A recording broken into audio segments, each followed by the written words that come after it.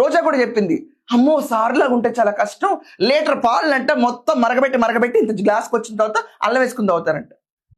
ఆ బుజ్జికి టైం అయినట్టుంది, కాస్త కుడితిలో తౌడేసి బాగా కలిపేయంట్రా నాయన, ఓర కరుస్తుంది తెగ. నువ్వు చెప్పు బుజ్జా, ఎందుకు అంటున్నావు పాలు గీలనే? మరుగుపెట్టేందుకు అరిగద్దు, నాకు అదే ఆలోచన వచ్చింది. లీటర్ పాలు పోతే పోయలేండి, అది మీ డబ్బు, కానీ మరగబెట్టి దాన్ని ఎంత గ్లాసు తీసుకొచ్చి తాగుతారంట. అంతే బుజ్జా, ఆయన ఇంట్లో లేదో పని మనిషి ఉద్యోగం ఖాళీగానే ఉందంట, పోతావు మరి. నువ్వే పోయి ఆ పాలు ఎందుకు మరగబెట్టి నువ్వే ఈపో.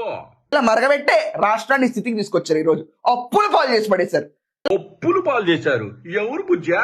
స్లైడ్ అయ్యేపోయావా? ఈ 20 నెలల కాలంలో మీ బాబు గారు చేసిన ఉప్పులో, మా జగన్ గారు చేసిన ఉప్పులో స్లైడ్ అయ్యి చూపించబోయావా? అలాంటి అప్పులు పాలైన రాష్ట్రంలో సంజీవిని లాగా వచ్చిన బిల్ గేట్స్ గారి పైన కూడా దుష్ప్రచారం.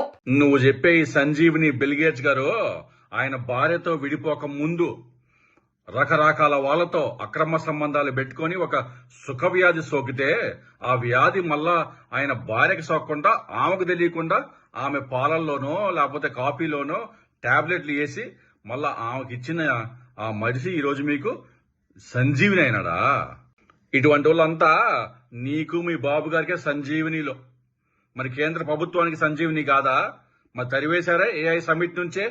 అంతా కాకుండా గవర్నమెంట్ డబ్బులతో ఫర్నిచర్ ఇంట్లో పెట్టుకున్నాడు. కొడాలి వెంకటేశ్వర ఉన్నాడు, ఇచ్చి పడేస్తున్నాడు. ఎక్కడ ఇచ్చిన దాఖలాలు ఉన్నాయి ఈ రోజు దాకా?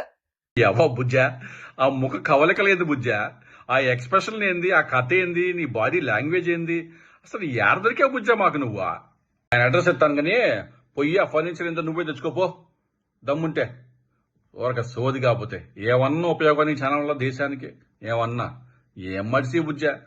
ఇది చూడు, ఒక పక్కేమో మన దేశంలో నిజాలను ఎలా చెప్తారో చూడు, ప్రాణాలకు తెగించి గవర్నమెంట్ హాస్పిటల్ యొక్క దౌర్భాగ్యమైన పరిస్థితిని ఎట్టా కళ్ళకు గట్టినట్టు చూపించారో చూడు.